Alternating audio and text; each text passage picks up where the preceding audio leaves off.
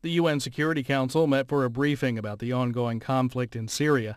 Stephen O'Brien, United Nations Under-Secretary General for Humanitarian Affairs, reported that the situation is deteriorating rapidly and called for a ceasefire to allow aid routes to be reopened. We also hear from Security Council members, including U.S. Ambassador Nikki Haley. This is about 2 hours.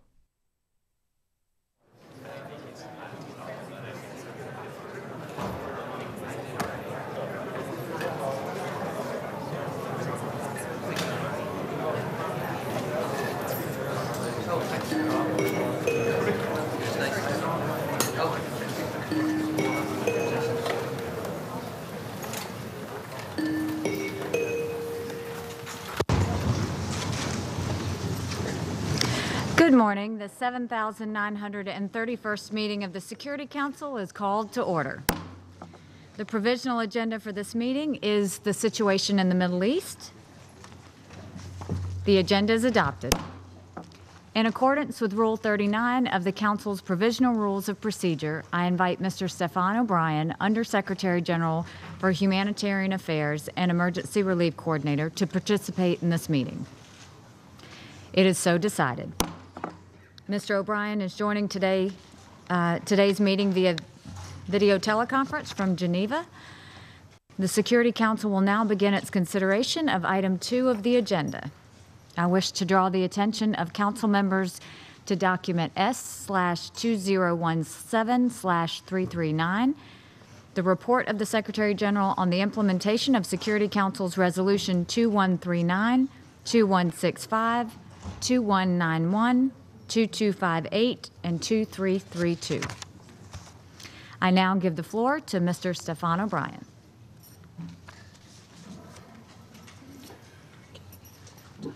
Madam President, thank you very much indeed. On the 15th of April, the exhausted, oppressed people of Syria suffered yet another horrendous attack.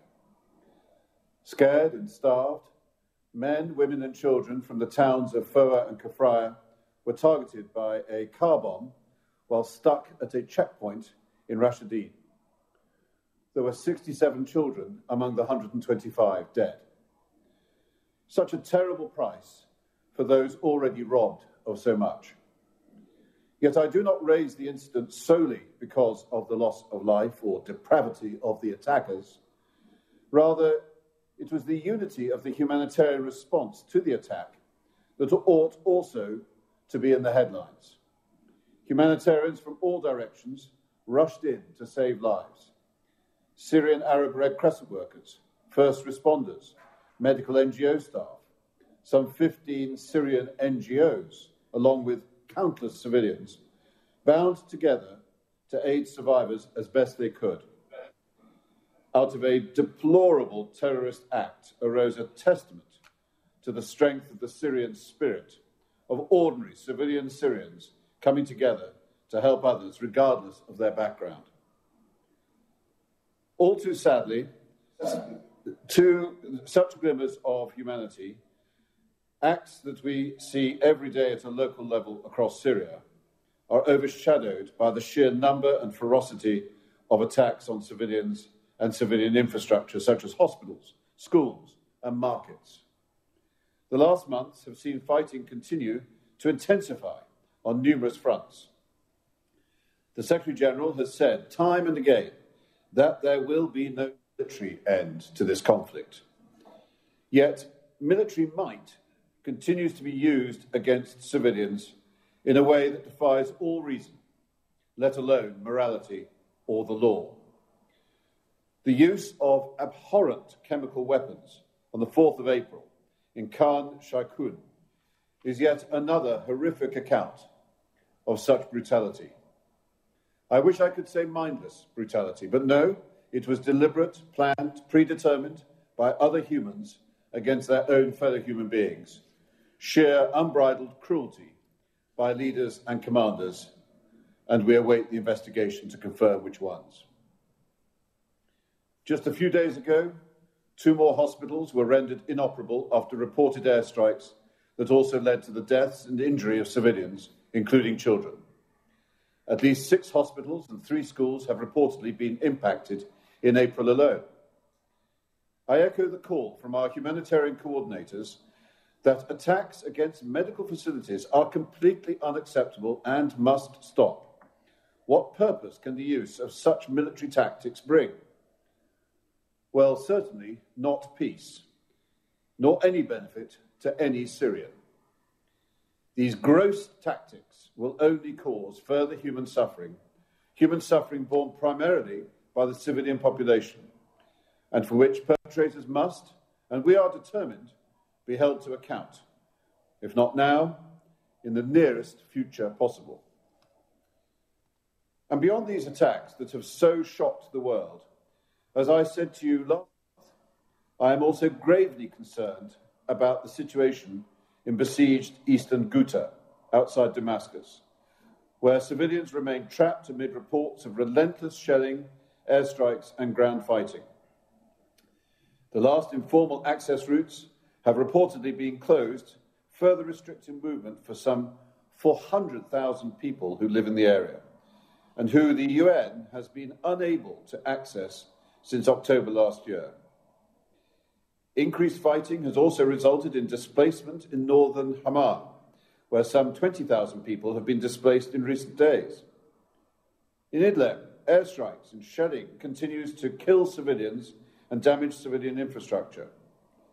Just this week, a medical facility in Shinan village was reportedly struck by airstrikes, and in Khan Shaykhun, where the chemical attack occurred earlier in the month, its market was taken out by aerial bombardment that resulted in the death of 7 civilians, including a child, and the wounding of 30 more. In Raqqa, ongoing fighting has also led to deaths, injury, and displacement. Some 39,000 newly displaced people fled fighting to join the tens of thousands already in camps outside Raqqa city, and more arrive every day. The situation for those in the camps is extremely difficult, with 4 out of 5 people lacking appropriate shelter, and now reports of the death of several children due to a lack of medical care. The United Nations and our NGO partners are responding from Kamishli, and there are plans to scale up the response in the coming days. While insecurity causes the humanitarian situation to deteriorate for hundreds of thousands, access to provide them with life-saving support is challenged at every turn. I am concerned by the rise, I repeat, rise, in administrative and other bureaucratic restrictions by all parties.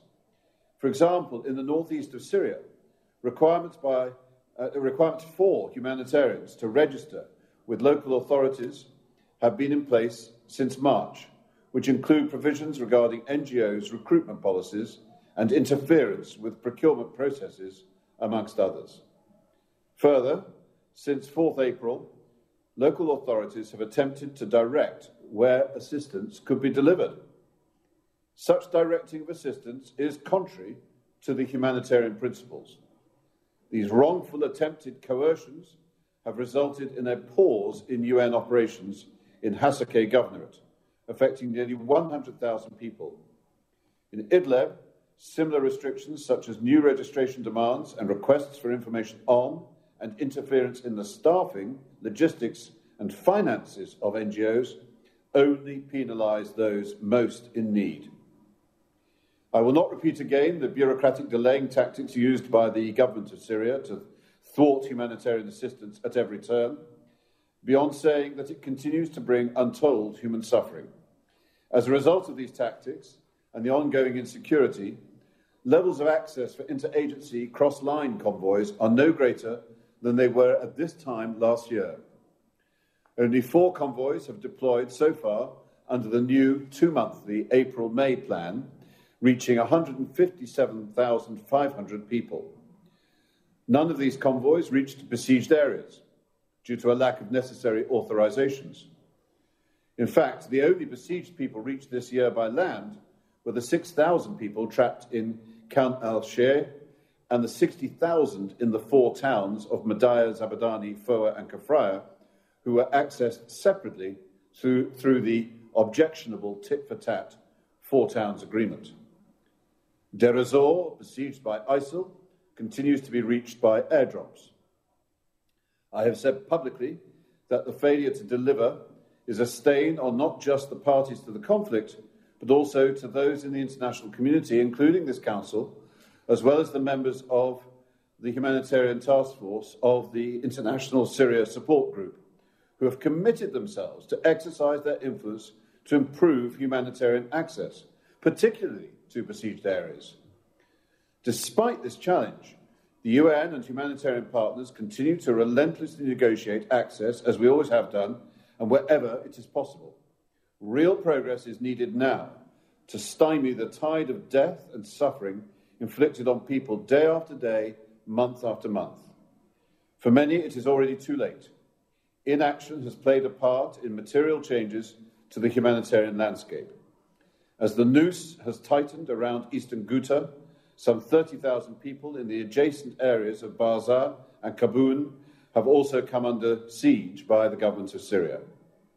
Significantly, however, we continue to see an overall reduction in the number of people besieged due to the starve and surrender tactics used primarily by the government of Syria. Among others, thousands of people in Wadi Barada, Khan al-Shia, Al-Wer in Homs City, and in the 4 towns referred to earlier, have now been displaced as part of local agreements, which followed years of besiegement and intense airstrikes, shelling and sniping. Khan al-Shia and Zabadani have now been removed from the list of besieged locations. In fact, Zabadani is now devoid of its civilian population. As a result of these changes, the number of people in besieged areas now stands at just over 620,000 people. Although the overall number of those besieged is reducing, this process of evacuation must not be misconstrued as a positive development. These evacuations are not in line with humanitarian principles and are not conducted in consultation with the people affected. Let us not pretend that those who evacuate move to a location of safety. Many of those who displaced to Idlib or northern Aleppo continue to live in areas where civilian structures, including hospitals, come under regular aerial bombardment, and their access to basic goods such as food and shelter is limited. These civilians may no longer be besieged, but they have been forced to leave their homes and they continue to suffer. So, Madam President, given the shifting front lines, all routes need to remain open to allow people safe passage and for aid to reach people in need throughout Syria through the most direct routes by the brave humanitarian aid workers. We have seen innovations of necessity successfully implemented through the airdrops to Deir ez-Zor and the air bridge to Qamishli. Now, with needs increasing in northeast Syria and more traditional routes inaccessible, an increasing number of UN partners are looking for alternatives. The number of international NGOs operating out of northeast Syria has nearly quadrupled in the last year and is expected to grow further as needs continue to outstrip the assistance being provided. A land route from Aleppo to Qamishli to provide support to Raqqa is also being negotiated and explored. The humanitarian situation is, I'm sad to say, deteriorating, if that were possible, and the need for active engagement by members of the Council is urgently needed. The core needs of the Syrian people from the international community in general, and to those member states seated at this Council in particular, remain largely unchanged. They include a consolidation of the nationwide ceasefire, and in particular a pause in fighting in the eastern Ghouta to enable the delivery of aid. The protection of civilians and civilian infrastructure by all parties to the conflict. The lifting of arbitrary and bureaucratic impediments by all parties throughout Syria. It is imperative that no country or group prevent people from moving in safety and humanitarian organizations from accessing people in need wherever they are in Syria. A step change in access to besieged and hard-to-reach locations is needed in order to ensure full implementation of UN interagency convoy plans and to ensure delivery on the basis of humanitarian needs assessments. Also, an end to the removal of medical items off convoys. immediate, unimpeded and sustained access to all in need throughout Syria. In particular, there must be an immediate lifting of all sieges. Finally, there must be a political solution to the conflict in accordance with Resolution 2254 and the Geneva Communiqué. As long as military tactics are prioritised over political, there can be no lasting peace, and it will be the civilian population that is exposed to further needless suffering as a result. Also, I would wish to say that now is when we need the action, because now is already too late for the over 250,000 Syrians who have died over the period of this atrocious war. So please, members of the Security Council, it is action today that is going to count. Thank you. Thank you very much, Stephen. And I'm sorry I was trying to give you Mr. de Mistura's name. So I want to thank you for the briefing and tell you how much we appreciate the report. I think it's very insightful and will certainly help us going forward. And now I give the floor to those council members who wish to make statements, and we will start by giving the floor to the representative of Japan. Thank you, Madam President. I thank Mr. O'Brien for his briefing. We have heard, many times that the situation in Syria cannot get worse, yet this tragic crisis continues. 13.5 million people need humanitarian assistance. Even March's so-called improved access allowed aid convoys to reach only 39% of people for whom access was requested. There has been some progress on the hard-to-reach areas since the 12th February agreement between the Syrian Higher Committee for Relief and the United Nations, but the situation in the besieged areas is still devastating. And we can only imagine the horror of the evacuees on 15th of April who had finally exited their besieged towns only for their convoy to be brutally targeted in al-Rashidi. The many victims of the tragedy in Syria include not only ordinary civilians, but also the people who are trying to help them. Nearly 1 year has passed since the adoption of Resolution 2286, which called for protection of medical staff, yet countless medical personnel and humanitarian workers are still being killed in Syria. I would like to take this opportunity to express our sorrow and gratitude to them and pay our respect to those brave men and women who continue to work for those in need under most severe circumstances. Madam President, the Council and the ISSG Humanitarian Task Force have been making strenuous efforts to achieve rapid, safe, and unhindered access throughout Syria, as mandated by Resolution 2254. Our attention has been extensive, but any progress is often hard-won. Over the past year, we have worked to identify concrete measures, obstacles, and areas to be reached. Yet, we have constantly encountered bureaucratic impediments and unreasonably delayed clearances from the Syrian government. Every inter-agency convoy's departure or potential cancellation is a subject of worry, and every item is potential at risk of being withdrawn from the convoy. Furthermore, it is clear that facilitation letters issued by the Syrian government are crucial. It is tragic and unbelievable that one bureaucratic document can be so critical for access to thousands of people. The humanitarian co-pen holders, Egypt, Sweden, and Japan, have discussed this matter directly with the Syrian mission here.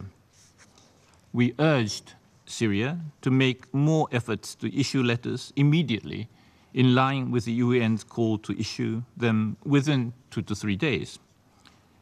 We believe that the Syrian mission conveyed our joint message to Damascus, and the convoy holders will strive to achieve as much as possible in this area.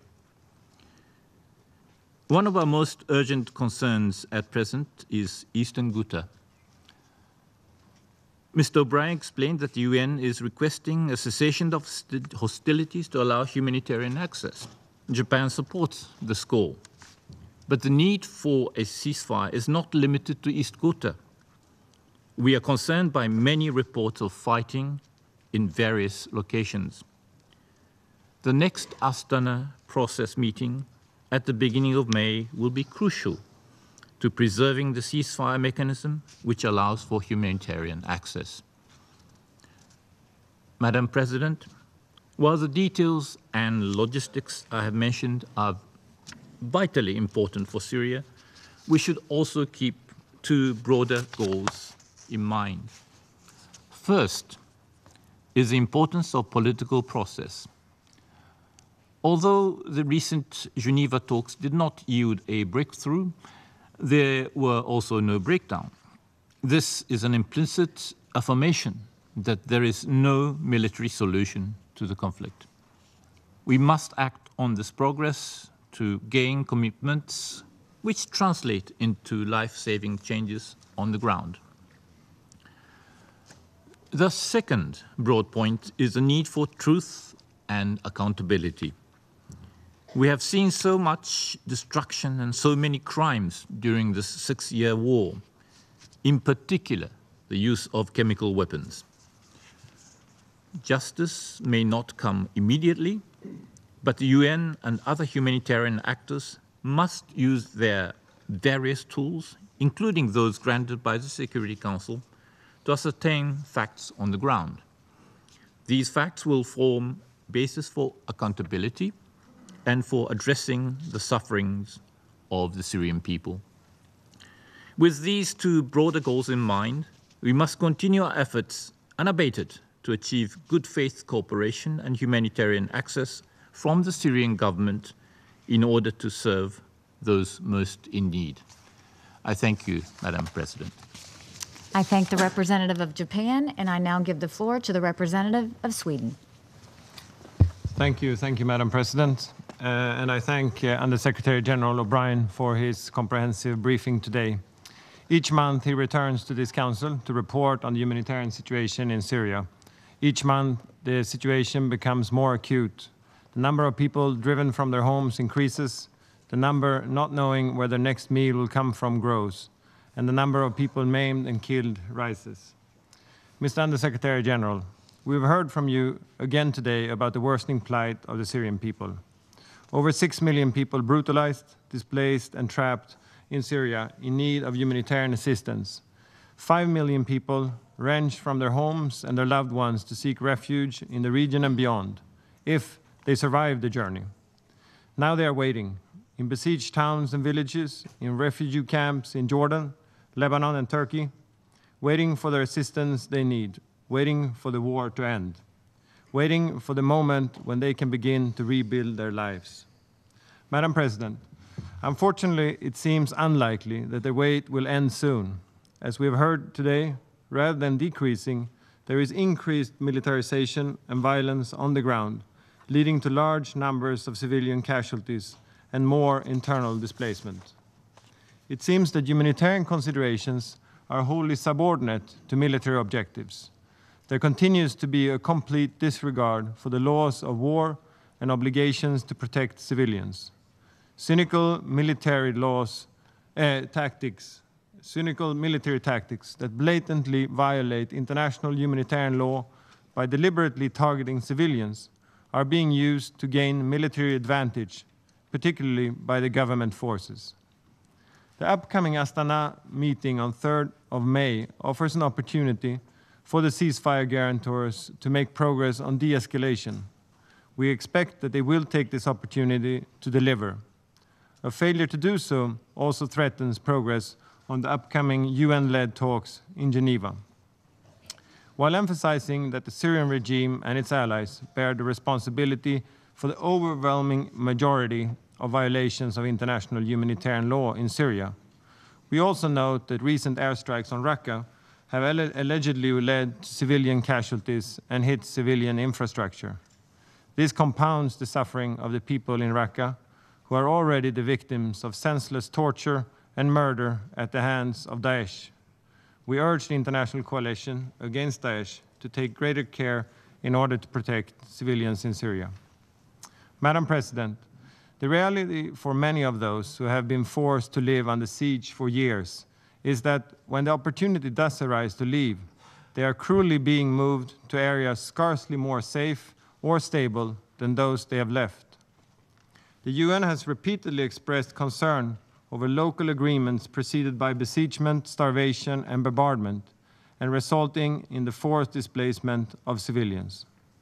This tactic of bombing and laying siege so as to enable so-called local agreements must come to a stop. We recall the warning from the Secretary General that under international humanitarian law, forced displacement may constitute a war crime. We reiterate his call that any evacuation of civilians must be safe, voluntary, and to a place of their choosing. We urge parties to ensure the full compliance of any new local agreements with international humanitarian law. And we encourage the UN, other relevant organizations, and member states with influence to intensify dialogue with parties and actors, primarily the government of Syria, to end this. We understand the predicament that local agreements present for the UN and other humanitarian agencies. They are not informed of the terms, have no access, and the security situation limits the possibility to be present during subsequent relocations. However, we must make every effort to avoid another catastrophe like the one in Rashidin. Until the fighting stops, we must continue to explore options to increase safety for civilians, for example, by using cameras or other tools as a form of protective presence. The deplorable situation for those relocated to Idlib is of great concern. Regime airstrikes on hospitals and schools in Idlib must come to stop. Civilians must be protected and humanitarian access must be granted. We call on those with influence over armed group in Idlib, including Turkey, to use their influence to counter restrictions on the ability of humanitarian agencies and NGOs to do their work. Until the situation improves, we might all want to advocate alternative destinations for civilians with better protection and access. We encourage the UN to inform the Council in its next report about the situation in Jarablus, which is another main destination area. Madam President, we want to take this opportunity to express our strong support and admiration for the UN and other humanitarian organizations' tireless efforts to deliver assistance to populations in need in an extremely challenging context. They continue to encounter unacceptable obstructions and barriers to access they need on a daily basis. We renew our call on the Syrian regime to grant safe, unimpeded, and sustained humanitarian access to all those in need of assistance, including in locations subject to local agreements. Access is a question of political will. In many cases, a binary choice exists between agreeing to provide life-saving aid to women and men, boys and girls, or not to do so. We fully support Japan's call on behalf of the co-pen holders for the Syrian authorities to implement the UN's simplified approval process. Madam President, let me underline our deep concern about the deteriorating situation in eastern Ghouta, which we raised also with the Syrian Permanent Mission earlier this week. We would invite Council members to join us in calling for a pause in fighting to allow humanitarian agencies to reach all in need in eastern Ghouta through the routes they prefer to use, as has been requested by the UN since October last year. In addition to the well-known access constraints, particularly to areas besieged by the government of Syria, we are also increasingly worried about the new access restrictions, such as those now being imposed in Idlib and by local authorities in Kurdish-controlled areas. Madam President, every day longer that the people of Syria wait for assistance and an end to this conflict is an indication of the failure of the international community and of this Council. of our failure to show the courage to take tough decisions necessary to put humanitarian needs above political considerations, of our failure to live up to our responsibility to protect the people of Syria by ensuring a ceasefire and respect for international humanitarian law, of our failure to deliver a peaceful end to the suffering for the people of Syria. How much longer must they wait? For many, including the thousands of children, their dreams for the future are already shattered. The least we should be able to do is to give them the support they need to end the nightmare they live today. Thank you, Madam President. I thank the representative of Sweden, and I now give the floor to the representative of Egypt. السيد الرئيس Madam President, تتعدد اجتماعاتنا we are بمجلس الأمن holding monthly شهريا meetings at the Security بشأن Council سوريا on the situation in Syria to reaffirm our positions vis-à-vis the unprecedented suffering of the Syrian people. We repeat words of condemnation and regret before the media and our peoples. We have gotten used to it. The Syrian people has gotten used to it. It has become a part of the traditional practice that has started to affect our outlook and our real engagement in an interactive dialogue that seeks to reach a common ground that we can build upon to support a serious effort towards a settlement. It is important to give ourselves the opportunity to review what the Security Council has achieved during the past few months so that we can judge in an objective way the track adopted by the Council. Let us remind ourselves that the meetings and outcomes of the Council during these months did not contribute to supporting the ceasefire. It did not bring real pressure to bear on the parties to engage in direct and serious political negotiations. It did not even prevent the two horrific incidents that took place this month that has claimed the lives of more innocent children, women, and men, to be added to the hundreds of thousands who have lost their lives during the past 6 years. The first incident, the Khan Sheikhoun incident on the 4th of April.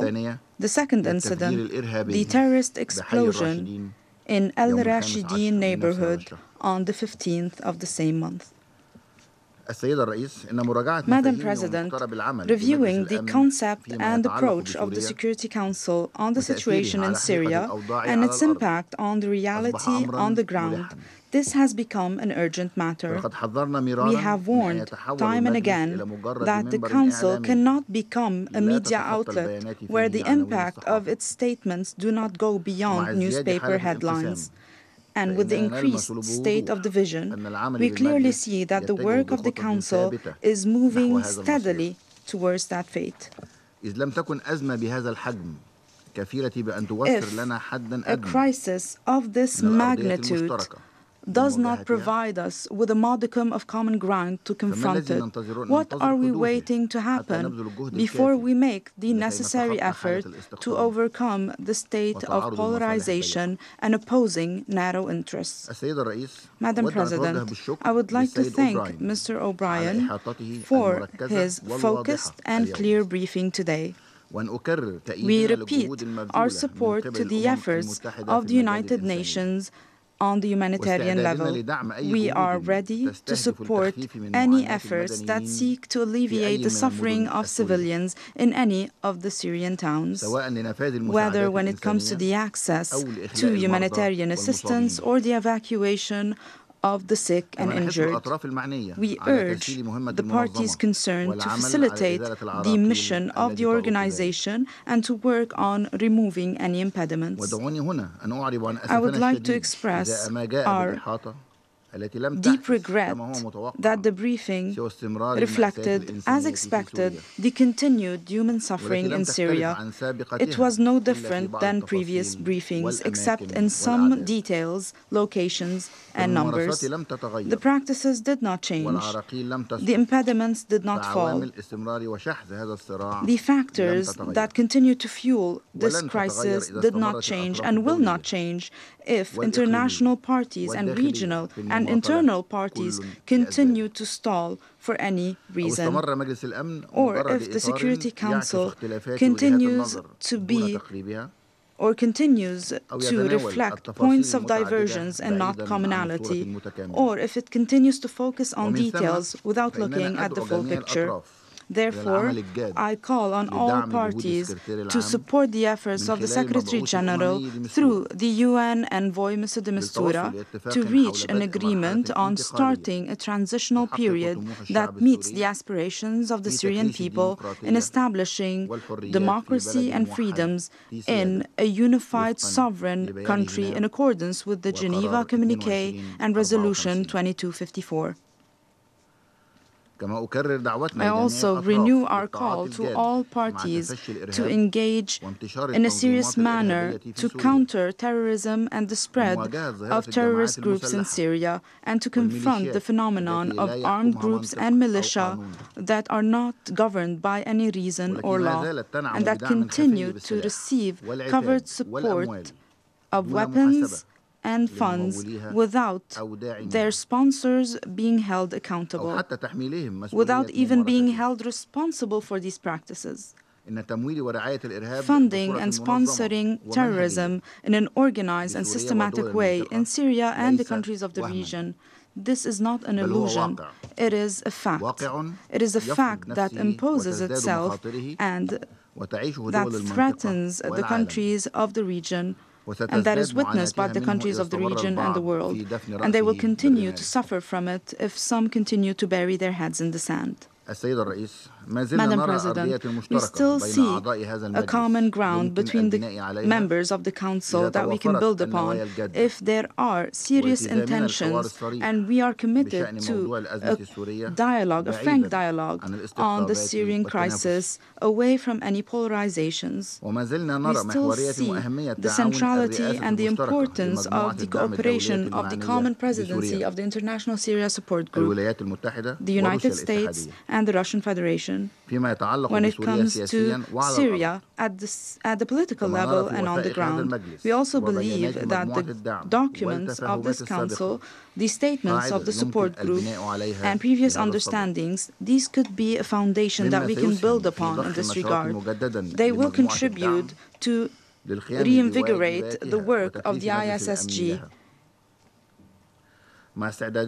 We are fully prepared to support any efforts in this regard. The challenges of the crisis and its repercussions on the region and the world are bigger and no one can address them alone. The saboteurs of the political process and the saboteurs in Syria and the UN envoy de Mistura mentioned them time and again.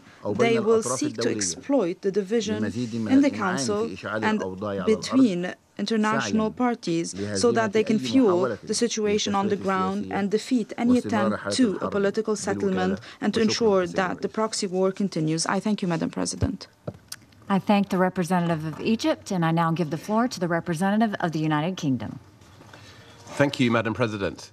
And thank you also to you, Stephen, for your important briefing today and indeed for all of your sterling work. I want to begin, as you did, Stephen, by wholeheartedly condemning the terrorist attack on desperate civilians as they were being evacuated as part of the Four Towns Agreement. It is utterly tragic that over 120 people, including a very high number of children, were brutally killed.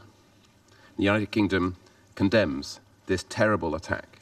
We will work to ensure that whoever is responsible is held to account. I wish also to salute the unity and bravery of the humanitarian response, including the response of the White Helmets. Despite a ceasefire being in place since the end of 2016, we continue to witness terrible ongoing violence. In April alone, we know that the regime or its allies have carried out aerial attacks on at least 6 hospitals and 3 schools in Syria. 6 hospitals, 3 schools. This is utterly deplorable. I hope others will join me in condemning all such incidents. All of us need to do everything in our power to bring the suffering to an end. And so I ask my Russian colleague, what is Russia doing with its leverage to ensure the regime stops attacking schools and hospitals? These attacks once again bring into laser focus the urgent and desperate humanitarian needs of 13 million people in Syria. I'm especially concerned by the difficulty in reaching the 1.5 million people who live under siege-like conditions and the further 3.2 million in other hard-to-reach areas in Syria. All of them urgently require food, water, and medicine.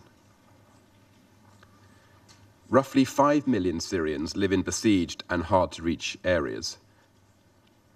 But the only regime-besieged area to be reached in 2017 was Khan al-Shia, where 6,000 people were reached with aid. The other besieged areas reached are Deir ez-Zor, besieged by Daesh, where the UN carries out airdrops, and the 4 towns besieged by the Iranian-backed Hezbollah and armed opposition groups. This is a tiny proportion of aid reaching those people who are in most need of it. Let me be clear. The Syrian regime are using starve or surrender tactics. That is abhorrent and a clear breach of international humanitarian law. I'm especially concerned about the 420,000 innocent civilians in the besieged part of eastern Ghouta, where supplies are rapidly running out. There are urgent medical needs, shortages of basic food items, and no water or power supplies. I fully support Stephen's call for a pause in fighting to allow the UN and its humanitarian partners to safely enter eastern Ghouta.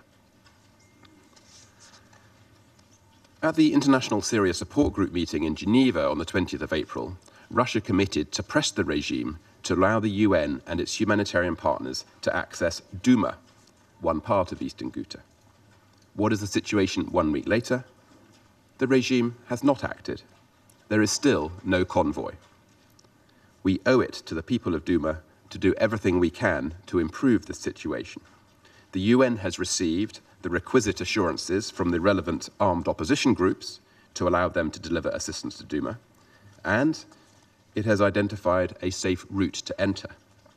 The only things now lacking are for the Assad regime to issue a facilitation letter and to pause its aerial bombardment of the area for long enough for the UN and its humanitarian partners to enter. If Russia is unable to ensure that the regime allows access, we call on the Security Council to act, to ensure the UN is able to deliver urgent supplies to Douma in the first instance. Madam President, I will reiterate now what I have said many times before. There can be no sustainable peace until there is a political transition. The Assad regime bears overwhelming responsibility for the suffering of the Syrian people. I implore the whole of the Security Council to work in unity to end the conflict for the sake of the Syrian people. Thank you. I thank the representative of the United Kingdom, and I now give the floor to the representative of Senegal. Merci, Madame la Thank you Présidente. very much, President. Madame la Présidente, je voudrais tout d'abord President, remercier as I Monsieur begin, Stephen I would like to O'Brien thank Mr. Stephen pour O'Brien la qualité de sa for présentation his high-quality et aussi briefing. pour ses I'd efforts also like to thank him inlassables. for everything he is doing. À travers sa personne, c'est au personnel médical Through him, et humanitaire que je voudrais I would de like nouveau to thank rendre medical hommage staff and pour les workers. sacrifices I pay consentis tribute to en them, faveur des the populations sacrifices they syriennes. make for the Durement Syrian éprouvées. people. Madame put to la the test. Présidente, Madam, le Sénégal reste Senegal fortement préoccupé par remains l'impact deeply concerned dévastateur by du the conflit devastating syrien. impact of the Syrian conflict. Ainsi, ma délégation souhaite-t-elle This is the reason that réitérer my delegation sa ferme would condamnation like to de l'attentat reiterate its terroriste firm survenu condemnation le 15 avril of the terrorist 2017 attack à Rachidine, on 15 April d'Alep, 2017 in lors Rashidin, de l'évacuation des western Aleppo. localités de This Foix et de was Kefaya, perpetrated during the evacuation attentat qui a of the entraîné areas of la Foix mort and de Kefaya. 130 It led to the personnes, death parmi lesquelles of 60 130 enfants et des individuals, centaines de blessés. including 67 children and Un hundreds attentat of génocide wounded. qui a été condamné notamment This is par an notre attack Conseil. which has been condemned by the Security Council. Nous pensons qu'il s'agit là d'une raison supplémentaire It is our view d'accorder that this is an additional toute reason la priorité qu'il faut au combat contre le to terrorisme accord due importance l'extrémisme to violent, combating terrorism and violent particulier extremism. et la lutte contre Daesh In et particular, l'ex-Front combating al-Nusra, suivant une Daesh and the stratégie ex-al-Nusra Front. qui This should reste be done soucieuse du respect following du a droit comprehensive international strategy humanitaire et des which résolutions upholds pertinentes international de notre humanitarian Conseil. law and pertinent resolutions of the Security Council.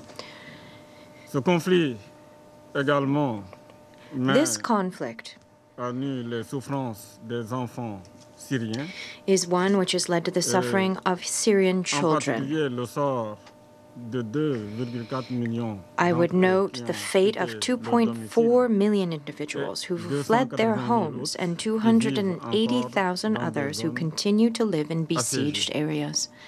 Leur sort mérite donc toute notre attention. Their fate À cet is égard, something we must all nous souhaitons be reprendre concerned l'appel about. lancé par le comité de l'ONU sur les Here, droits de l'enfant where there is a en need to faveur take d'une up the appeal investigation launched des by the crimes UN Committee on the contre les Rights of the enfants, Child, y compris namely à that an travers une investigation be collaboration opened regarding the active crimes avec les perpetrated against mécanismes children déjà existants, through cooperation with tels que la existing mission mechanisms. d'établissement These de mechanisms de l'OIAC, include the OPCW mécanisme fact-finding d'enquête mission, conjoint ONU, the Joint OIAC, Investigative Mechanism, OPCW, la UN, commission as well as the d'enquête International Commission of internationale Inquiry on sur la Syria, Syrie, sans oublier le mécanisme impartial and the et impartial and indépendant independent mechanism sur la on Syrie. Syria. Cela amène ma délégation à renouveler ses encouragements My delegation would à like to l'Organisation pour reiterate its l'interdiction des armes encouragement chimiques, OIAC, of the et OPCW. notamment à sa mission d'établissement We des encourage faits, in particular dans its ses efforts fact-finding pour faire mission, toute la lumière as it seeks sur to shed l'attaque aux full armes light chimiques on the de chemical Khan Cheikhoun, attacks of Khan Cheikhoun, afin de traduire en justice so les as auteurs to de cet acte ignoble bring qui before a justice the entraîné perpetrators de of this nombreuses victimes abominable mineurs, act, entre autres. which led to so many Madame victims, la including Présidente, children. en dépit des efforts en cours, Madam la President, cessation des hostilités there are efforts facilitée being par la made. Russie, la Turquie et l'Iran, The que cessation nous of saluons au hostilities passage au titre du processus facilitated by d'Astana, Russia, Turkey, and Iran is cessation something donc we'd qui like to pay avait tribute to. une fois de plus suscité This is in the espérance framework et of the Astana optimisme, process. It is an initiative et which aujourd'hui has sérieusement given remise rise en to cause hope du and fait des optimism, violences yet notées à it is travers called le into pays. question today due Ainsi, to des violence localités across comme the Alep, country. In Hama, areas such as Dara, Aleppo, Hama, Arraka Dara, et Damas Arraqqa, and enregistrent Damascus, malheureusement rather, toujours de nombreuses victimes civiles et la destruction have continue seen the number of victims d'infrastructures climbing publiques higher telles and que les higher, écoles, growing les établissements destruction de of santé public et les infrastructure, marchés, such as ceci en schools, violation health du droit international facilities, humanitaire. and markets. All of this La is in situation violation of au niveau de international la Ghouta humanitarian law. orientale, où Eastern environ Ghouta 400 000 personnes sont assiégées, is where about 400,000 demeure people are particulièrement besieged. préoccupante. This is particularly Ainsi, worrisome. selon l'OMS, According to the les 3 WHO, hôpitaux publics 3 et les public 17 centres de hospitals santé de la and localité 17 ne health sont plus centers in the fonctionnels, area are no longer donc operational restent inaccessibles and aux thus populations. inaccessible to Il s'y ajoute que le populations. dernier convoi Furthermore, humanitaire de l'ONU the last avant time atteint a cette UN région humanitarian convoy l'a reached that été le region 29 was octobre back 2016. on 29 October 2016. Toutefois, And l'ONU et nonetheless, ses partenaires the ont UN continué, and its partners malgré have les conditions continued, extrêmement in spite of difficiles, very difficult de conditions, fournir to un appui provide aux support populations to dans le those besoin. in need. À ce propos, ma In this délégation connection, tient my à delegation saluer les would like progrès to non welcome négligeables accomplis praiseworthy vers la fin progress made du mois de mars 2017 towards the end of March avec l'assistance 2017, apportée à 307 with 000 assistance personnes provided to sur les 307,000 787 000 people ciblés Out of 787,000 targeted, this was through 5 interagency convoys. It is a coverage rate of 39% against 28% coverage for last February. The relevant Syrian authorities have approved 71.7% of UN requests for April-May 2017. Nonetheless, we would like to see greater provision of humanitarian assistance. We hail the efforts of the Syrian authorities, but at the same time call upon them to provide letters of safe conduct. These letters are needed for optimal implementation of plans drawn up by UN humanitarian agencies and their partners. All parties to the Syrian conflict must uphold their obligations under international humanitarian law and human rights law, namely guaranteeing access to those in need for medical care in full security without restriction, conditions, or hindrances in the most direct manner in line with relevant Security Council resolutions. Madam, it is our hope that the technical meeting of the Astana process in Tehran and that plan for Astana in May 2017 will solidify the ceasefire. Better still would be for the truce to lead to clear improvement in the provision of humanitarian assistance coordinated by the United Nations. In this regard, we welcome the action of the Task Force on the Humanitarian Front. This is co-chaired by the United States and the Russian Federation under the ISSG. The Task Force, in spite of major constraints on the ground, continues its work to guarantee the provision of humanitarian assistance, in particular to besieged areas. In these areas, access to assistance is essentially impossible. It remains that all of these efforts must continue and be scaled up to cover all of those in need, in particular those in besieged and hard-to-reach areas. In conclusion, Madam, we reiterate our unshakable view that the only political solution to this crisis with the devastating humanitarian consequences is a political one, a negotiated political solution on the basis of the Geneva Communiqué and Resolution 2254 under the auspices of the United Nations. Thank you. I thank the representative of Senegal, and I now give the floor to the representative of Uruguay. Gracias, señora presidenta. Thank you, Madam President. Like each month, we are grateful to USG Stephen O'Brien, not only for his comprehensive briefing, but also his and his team's work and the thousands of humanitarian workers deployed in Syria working in extremely difficult conditions.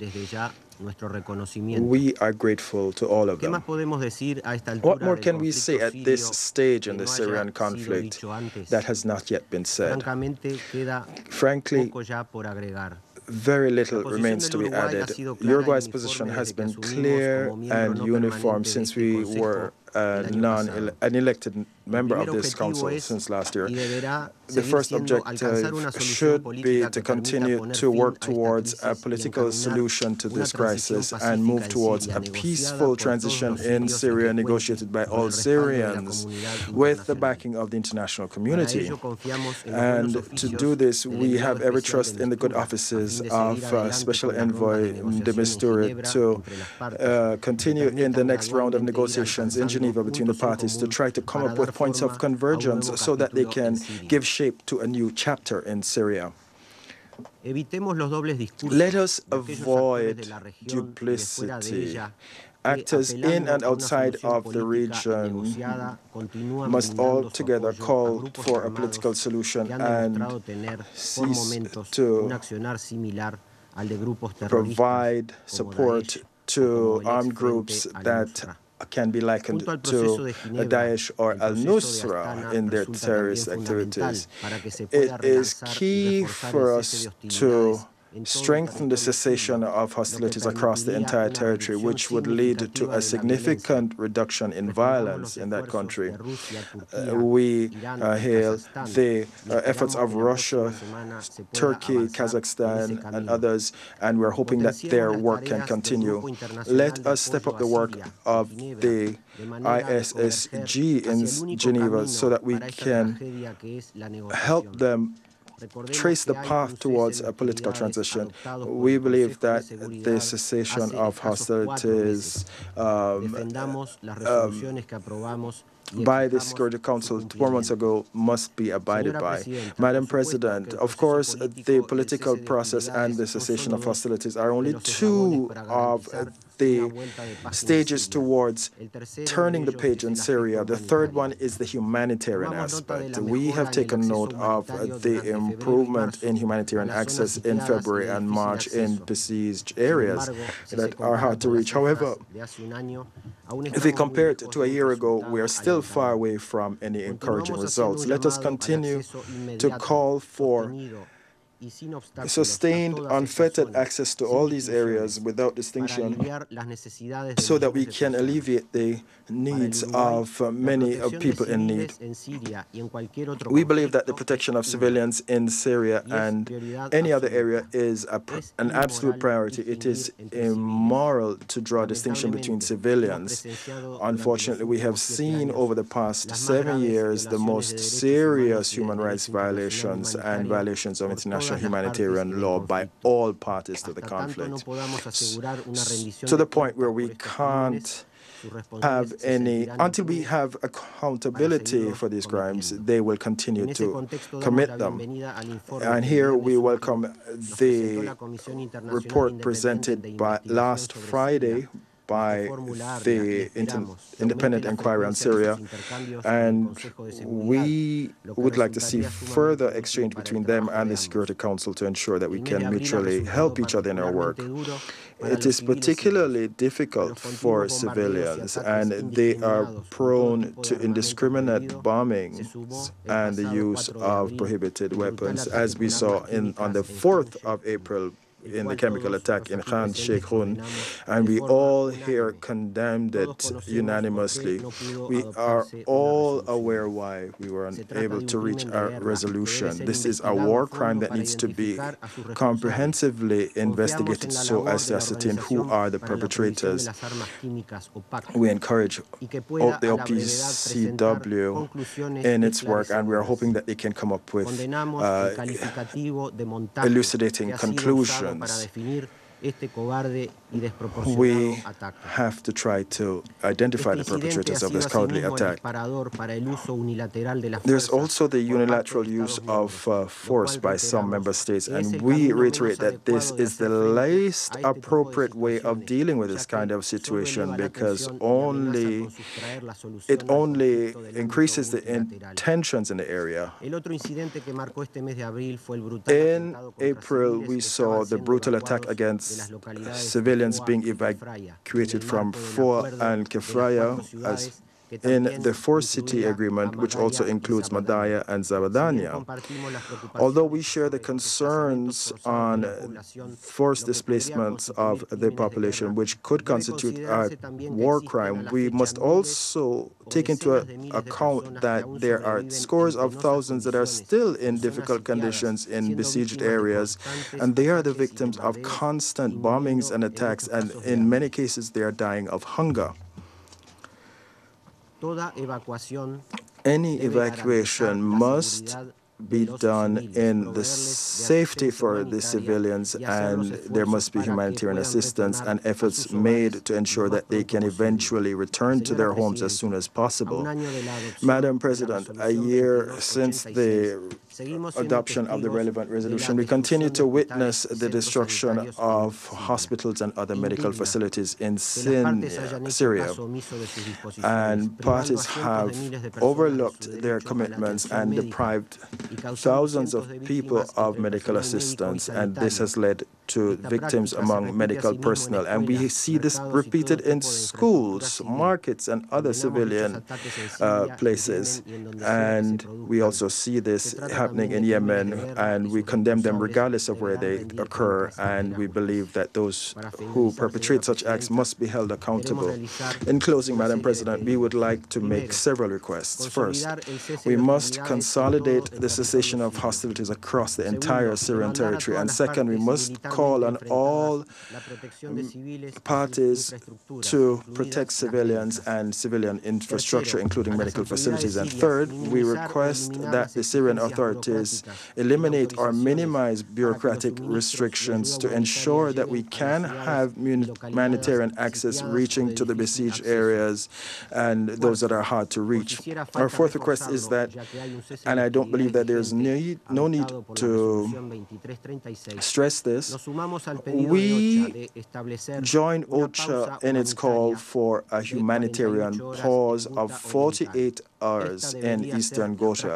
This should be the practice in all areas under siege. Thank you very much, Madam President. I thank the representative of Uruguay, and I now give the floor to the representative of Italy. Thank you, Madam President, and thank you, Mr. O'Brien, for your briefing. You and the humanitarian agencies have the full support of Italy. Madam President, the Syrian conflict has already caused unspeakable levels, as we know, of human suffering, death, and displacements. International humanitarian law is violated. Terrorism continues to kill scores of Syrians, including children, like in the barbaric attack in Rashidin on 15 April. The carnage that has reached new thresholds of horror with the chemical weapons attack in Khan Sheikhoun offends our common humanity and can undermine any path towards a credible end to the Syrian conflict. Madam President, we take note of the increase in the number of interagency convoys that have reached their destinations in hard-to-reach areas since last month. This is a demonstration that humanitarian access can be provided in Syria, but it is not enough. It is important to focus on besieged areas, where the situation clearly is worsening, especially in eastern Ghouta, where the 400,000 people under siege have no medical facilities to rely upon, since all have been destroyed. Convoys are ready to deliver much-needed assistance to Douma and elsewhere, but cannot proceed. The armed faction have provided written guarantees for the convoys, whereas the regime, despite Russian pressures, continues to deny this authorization. We support the call, therefore, for an immediate pause in the fighting to allow for humanitarian aid to be delivered to eastern Ghouta, which cannot become the next Aleppo. This Council should closely monitor this issue and step up the pressure on the relevant parties. Madam President, local agreements between the parties to the conflict, often reached after months of siege and bombings, such as the agreement over the 4 towns, are also a cause for concern. They respond to the military logic of the conflict rather than to ensuring the protection of civilians.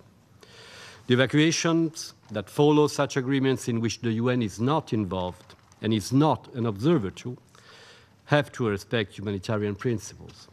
We encourage the United Nations to monitor the evacuation in the 4 towns and Al-Wayr to ensure the protection of civilians and prevent further violations of humanitarian law.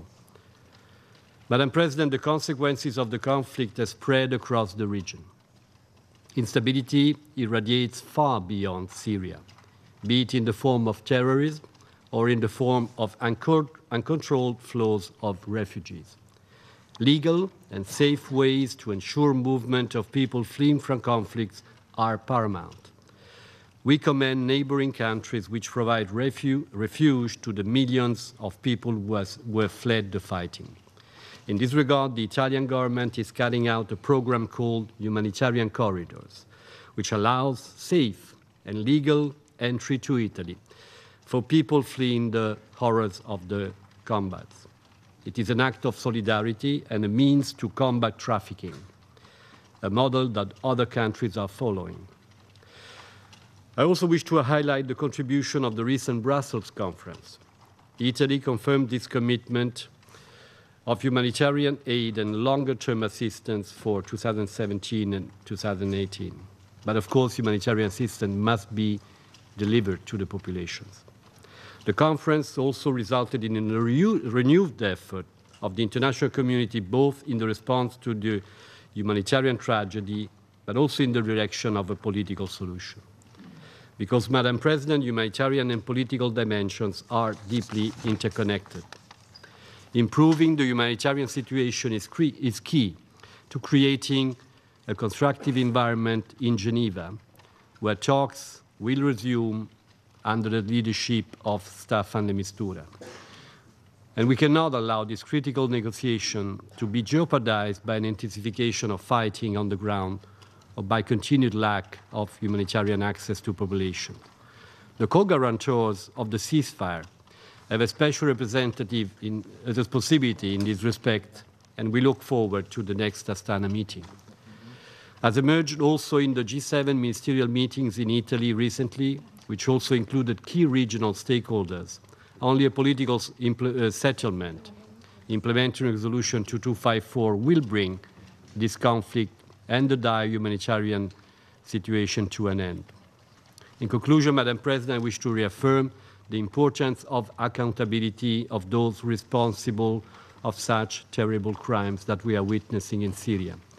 Italy will continue to work with Council members to this end. Thank you, Madam President. I thank the representative of Italy, and I now give the floor to the representative of France.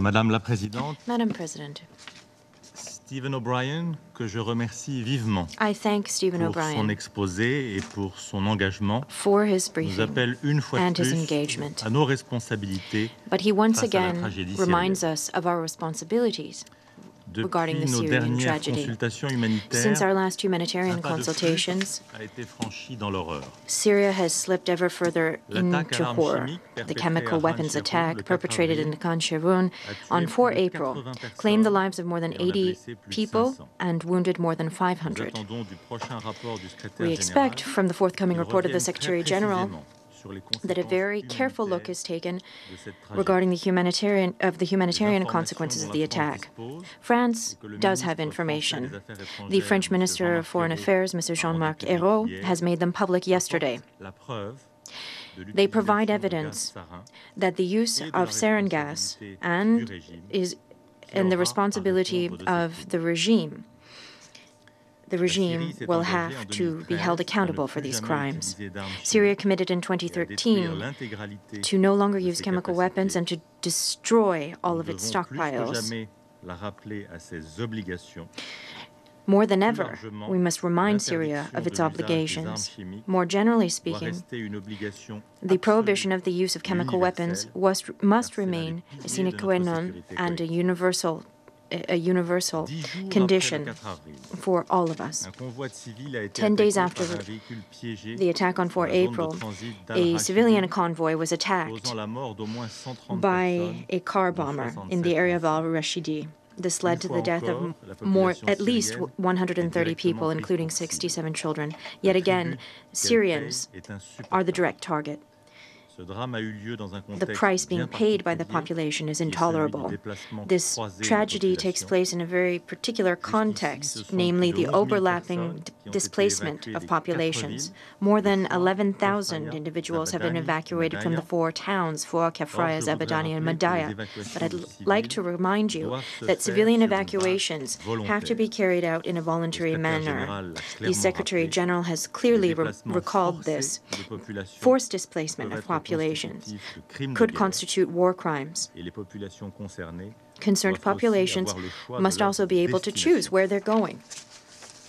Dans ce contexte, In nous this en context, appelons de nouveau yet au again, soutien du régime syrien pour qu'ils we make an exercent appeal sur to lui those supporting the toute la Syrian pression regime. nécessaire All necessary afin pressure que le should be régime brought se to bear conforme upon à it ses to ensure that the obligations regime uphold its et autorise international un accès obligations complet, and authorize sûr, full, safe, inconditionnel et sans entrave unconditional, des and Nations Unies et de ses partenaires humanitaires unhampered aux humanitarian personnes dans le access to the besoin, United et Nations ça sur and l'ensemble humanitarian du territoire staff to syrien. all of those in need Il en va de across la vie Syria. de centaines de milliers the lives of hundreds of thousands of people hang in the balance.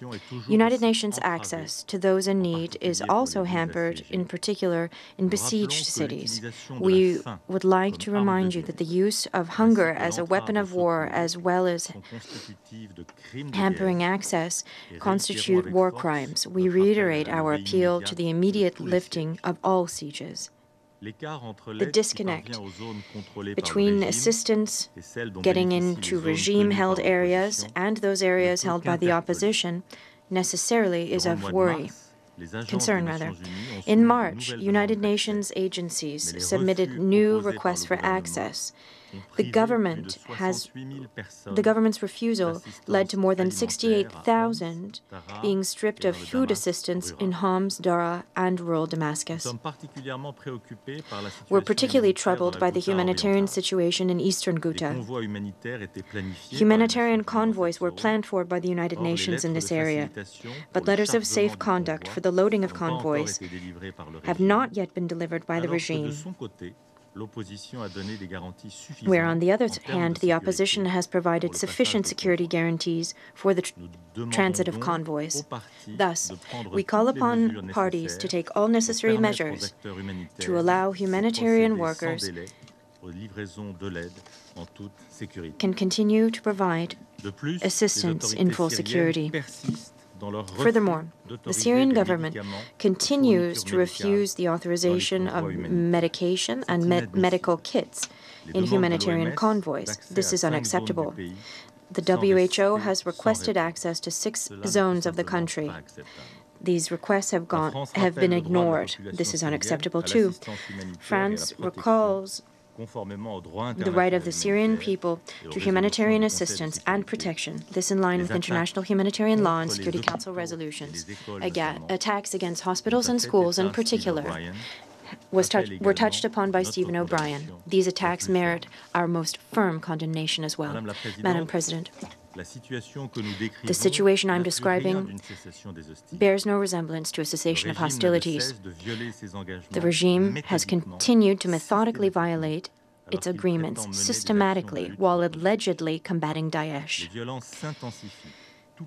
Violence is intensifying, in particular in the provinces of Hama, Damascus, and Daraa. Airstrikes against civilians by the regime continue in the east of Kalamoun. Indiscriminate attacks against civilians have gone unabated. The guarantors of the truce concluded on 29 December have taken the responsibility to supervise its implementation. Thus, we call upon the guarantors of the Astana process, particularly Russia and Iran.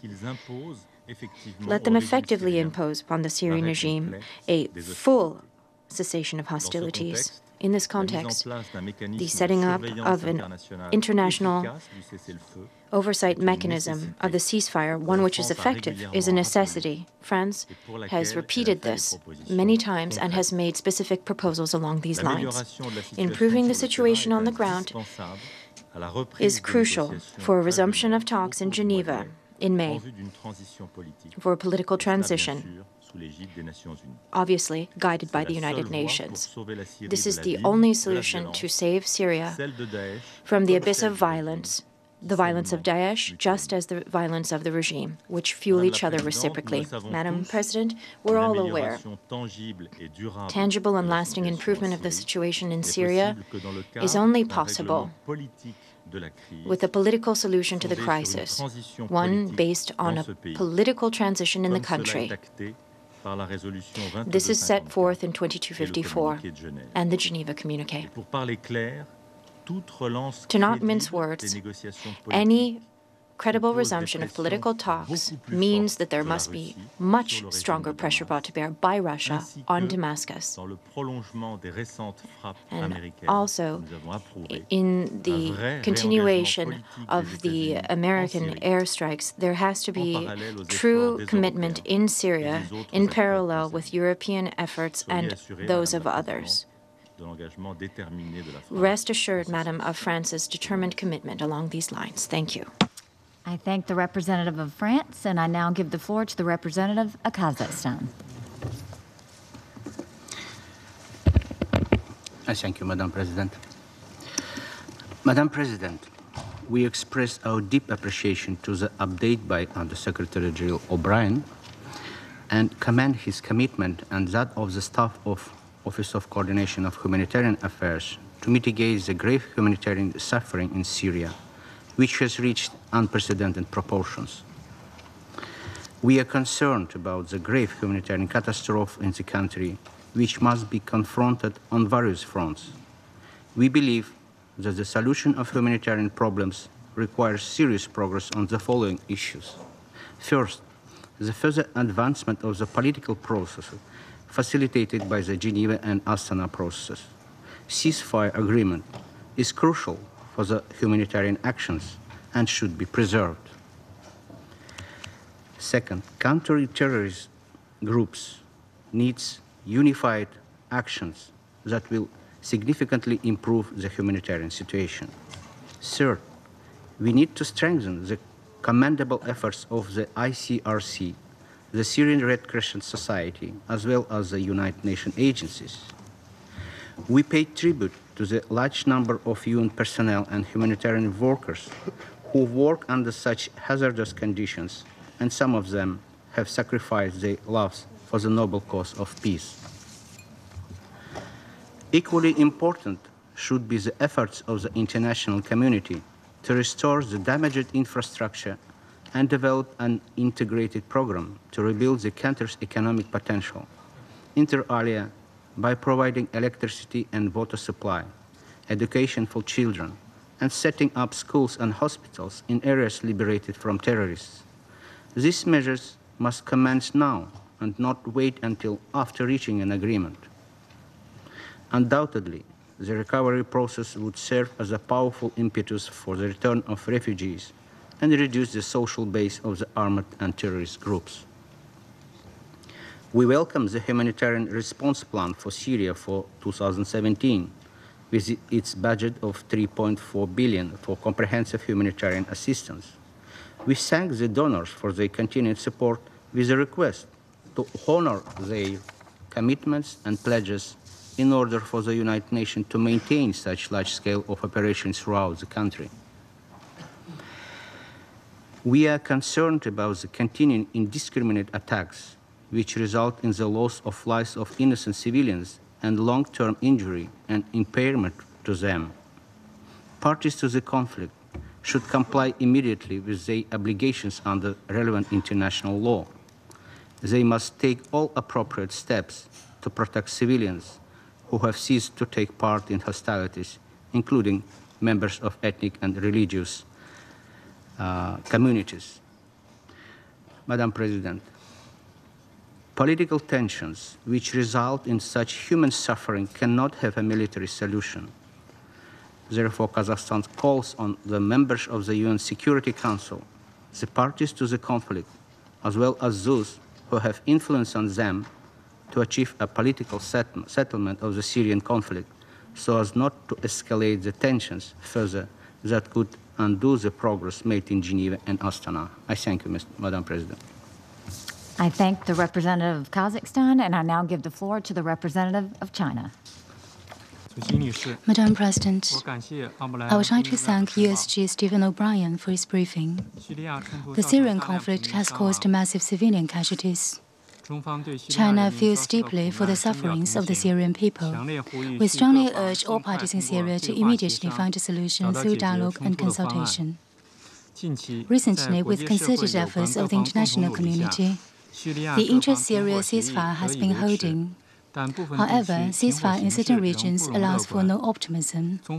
China welcomes the important role played by the Astana dialogue to maintain the ceasefire. We hope that the new round of dialogue can consolidate the current momentum. China applauds the efforts of the UN aid agencies to constantly scale up their assistance and send out more aid convoys to certain regions in Syria. We urge all parties in Syria to earnestly implement the ceasefire agreement, to take relevant measures to coordinate actively with the UN humanitarian assistance efforts while providing fast, safe, and unimpeded humanitarian access. to create conditions for the UN humanitarian assistance actions and the political settlement of the Syrian issue. China welcomes the recently held the Brussels International Conference on the issue of Syria. We look forward to an early materialization of the meeting's outcomes. In order to fundamentally mitigate the Syrian humanitarian situation, the international community must stay committed to the political settlement of the Syrian issue. The new round of Geneva peace talks will take place in mid-May. All relevant parties must stay firm in their diplomatic efforts and continue to support the UN as a primary mediator and the work of Special Envoy Mr. de Mistura. All parties in Syria must participate in the next round of Geneva peace talks in a constructive way and on the basis of the Syrian-led and Syrian-owned principle, hold dialogues and negotiations to gradually find a complete and lasting solution acceptable to all parties. Terrorist attacks within the Syrian territory is a serious setback to the international assistance efforts. China condemns the recent terror attack that occurred in Rashid in Syria, targeting the evacuation of civilians. We appeal to intensified international assistance to counter terrorism, to unify standards, and to firmly combat all terrorist organizations on the list of the Council. China has been supporting efforts to mitigate the Syrian humanitarian situation and a political settlement of the Syrian issue. We're ready to continue to play our constructive role for a complete, just, and proper settlement of the Syrian issue without further delay. Thank you, Madam President. I thank the representative of China, and I now give the floor to the representative of Bolivia. Thank you very much, Madam President. We're grateful to the Undersecretary General for Humanitarian Affairs, Mr. Stephen O'Brien, for his briefing this morning and for his commitment to the commendable work that he has carried out, and we express our support to him. Madam President, we are now entering the 7th year of the Syrian conflict, and the humanitarian situation in that country continues to give us cause for concern. According to this year's press release by the World Health Organization, since the beginning of the conflict, almost 400,000 people have died and 1.5 million have been wounded, and therefore 3.5 million people need humanitarian assistance now.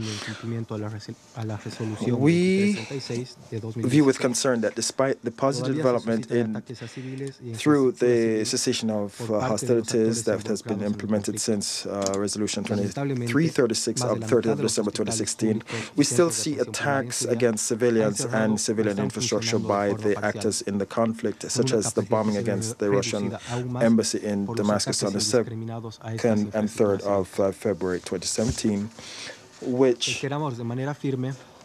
we reiterate firmly that the agreements within the framework of the ceasefire should be abided by and respected, and we reiterate the obligation on everyone to guarantee the safety and integrity of persons trapped in the midst of this conflict. Madam President,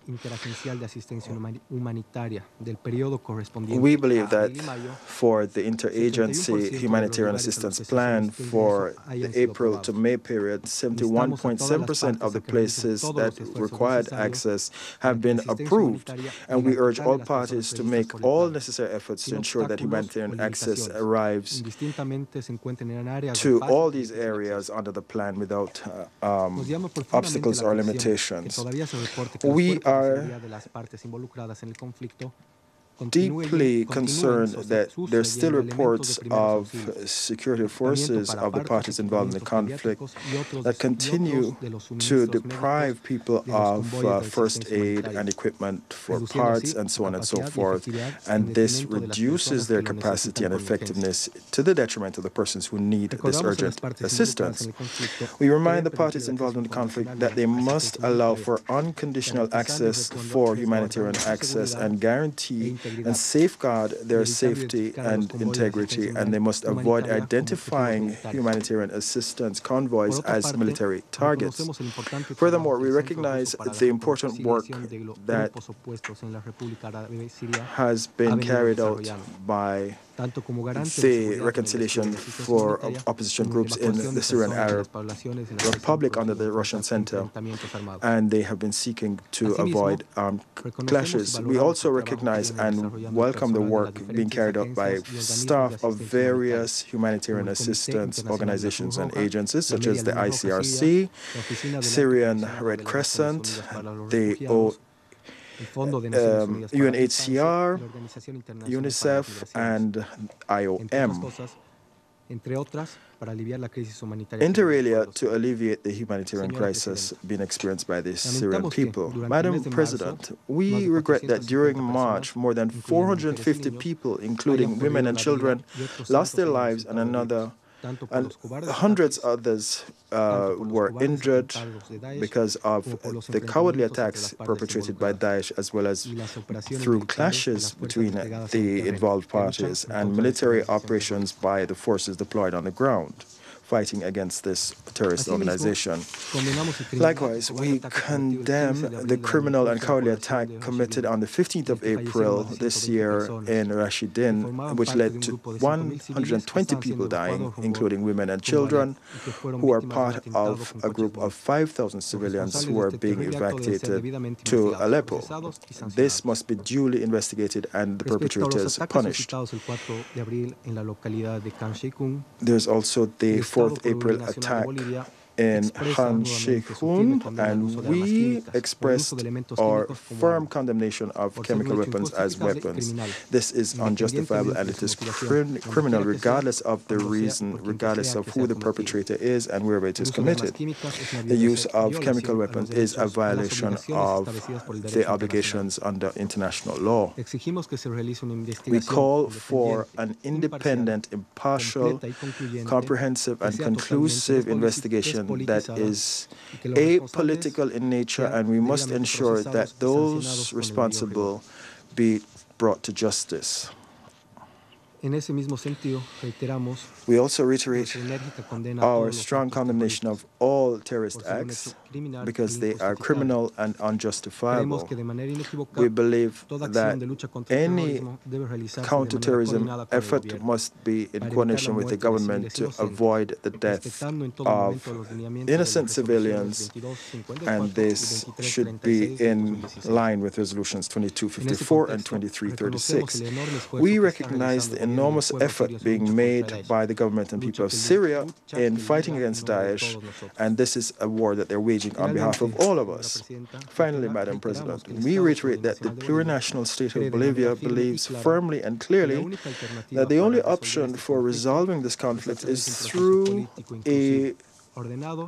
an inclusive, orderly, and Syrian-led political process, and we reaffirm our support to the progress made in the Astana and Geneva meetings, which will continue in May, and we have high expectations that these forums for dialogue will help us move towards lasting peace. Thank you. I thank the representative of Bolivia, and I now give the floor to the representative of Ethiopia. Madam President, let me thank Undersecretary General Stephen O'Brien for his briefing and continued leadership to address the humanitarian crisis in Syria and other places, including in our region. We would like to appreciate the UN and its partners for the courageous humanitarian services to millions of Syrians under extremely challenging circumstances. Madam President, we remain seriously concerned about the humanitarian conditions in Syria. The continued fighting in multiple areas around the country and the increased militarization on the ground, as the report of the Secretary General demonstrates, is deeply troubling. The continued fighting has resulted in civilian death, injuries, and displacement, as well as the destruction of civilian infrastructures, including schools and medical facilities. We also condemn all terrorist attacks, including the heinous terrorist attack in Rashidin, Syria, on 15 April, which took the lives of more than 126 people, many of them children, and injured dozens. Unfortunately, it is civilians who continue to bear the brunt of the armed conflict. Hence, the protection of civilians remains of paramount importance. Madam President, Despite the continued humanitarian deliveries and the first 2-month inter-agency plan, reaching out to those in need for urgent humanitarian assistance remains a critical challenge due to insecurity and administrative impediments. In this regard, ensuring safe, unimpeded, and sustained humanitarian access is indispensable to provide the much-needed humanitarian relief to all Syrians throughout the country. In this connection, we encourage the UN to continue its engagement with the Syrian government to facilitate and improve the approval process. Madam President, more than 13 million Syrians require humanitarian assistance every day. Without achieving Syrian-led political settlement, the tragedy of the Syrian people would continue with adverse human, political, economic, and social consequences. As we have been consistently saying it, and we reiterate that only the lasting solution to end the daily miseries of Syrians is a comprehensive political dialogue based on Resolution 2254 and the Geneva Communique under the auspices of the UN. While it is the Syrians themselves that have the responsibility to ensure sustainable and inclusive peace, the international community, particularly the Security Council, has an essential role to support them in achieving a political solution in stabilizing and reconstructing Syria. In this regard, the Brussels Conference, which pledged financial support for the humanitarian works in Syria, is an important initiative which contributes to address the conflict and its regional impact. We also believe that strengthening the ceasefire guaranteed by Russia, Turkey, and Iran and ensuring its full compliance is important to create a supporting environment for the next round of inter-Syrian political negotiations, which should take place as quickly as possible with constructive and serious engagements of all parties. To conclude, Madam President, it is an undeniable fact that the armed conflict has caused a long-term humanitarian crisis that will continue to have a damaging impact on Syrians for years to come. The continued worrying situation on the ground and the scale of the suffering of the Syrians makes the search for a political solution more urgent than ever. I thank you. I thank the representative of Ethiopia, and I now give the floor to the representative of Ukraine. Thank you, Madam President. I wish to thank the U.S. Presidency for organizing today's meeting. And let me also join my colleagues and thank Stephen O'Brien for his briefing and his devoted position. Syria continues to suffer from the terrible 6-year-long war.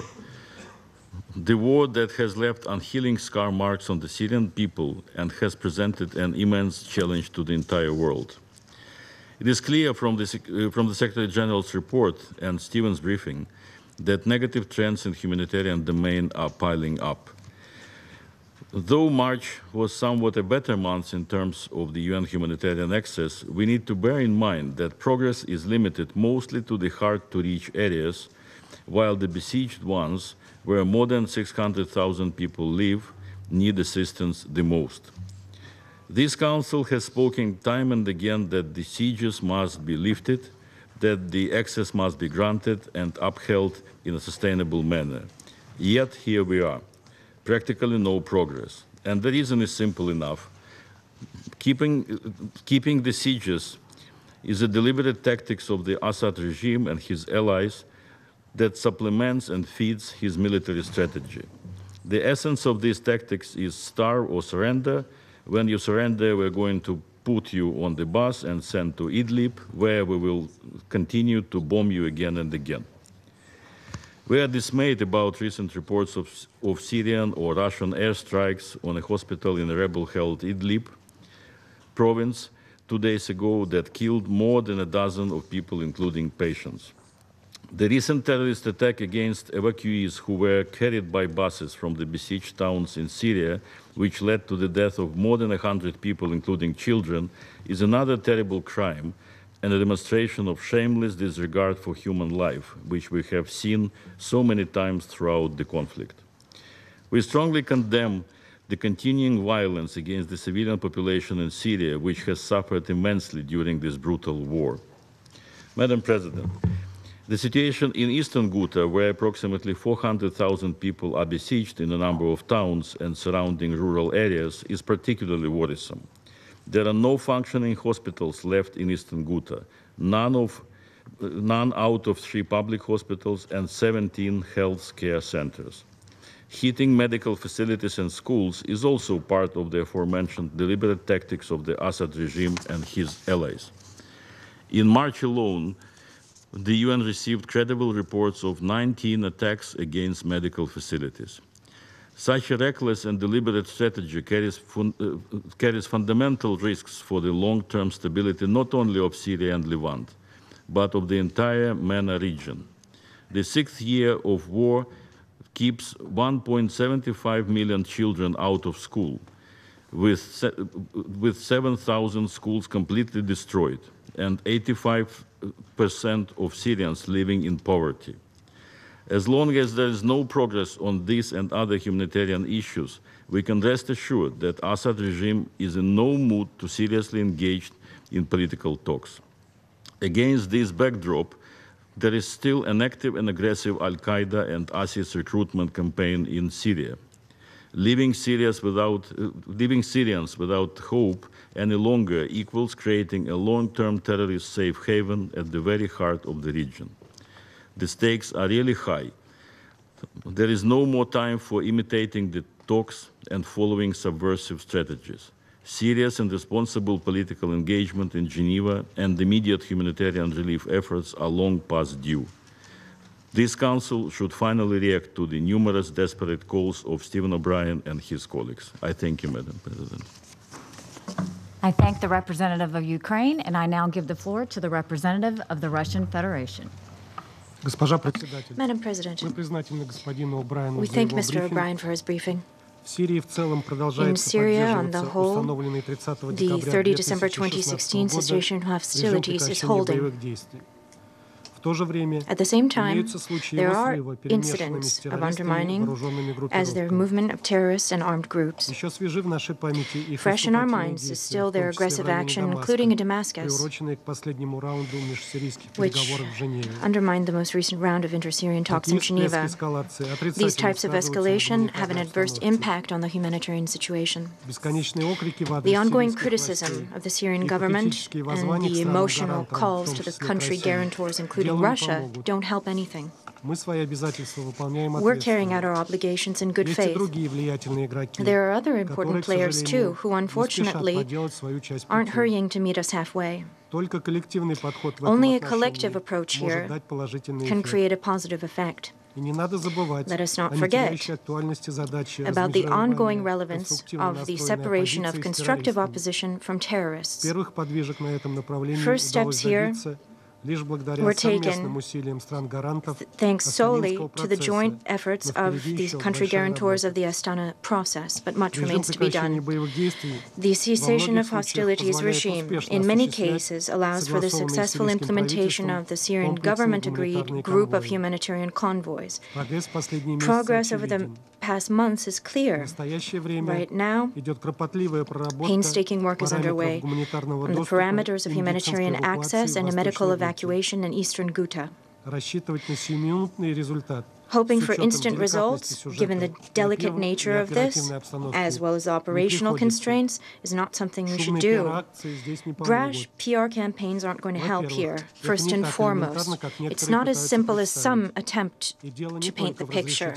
And it's not just about letters of safe context. One of the root causes of difficulties are the provoking actions of fighters. Furthermore, we can't fully share the concerns regarding the situation in this area. The outskirts of Damascus is an old farming region which ensures food to the capital. It is not fortuitous that in the SG's report there is a note of the suspension of the provision of food from eastern Ghouta to Damascus as a result of the exacerbation of the situation. We'd like to remind you that the conduct of humanitarian convoys in a time of conflict is necessarily fraught with risk. It doesn't all happen as it's thought out on paper. Our military specialists often participate in the accompaniment of caravans, and for this reason, unlike humanitarian theoreticians, we know firsthand what's going on with the operations. So as to draw up optimal parameters, we still need the framework of the Humanitarian Task Force of the ISSG. In spite of it all, though, in a number of Syrian neighborhoods, the reconciliation process is underway, thanks to the activities of the Russian Center in Hemina. At least 500,000 towns have joined this process.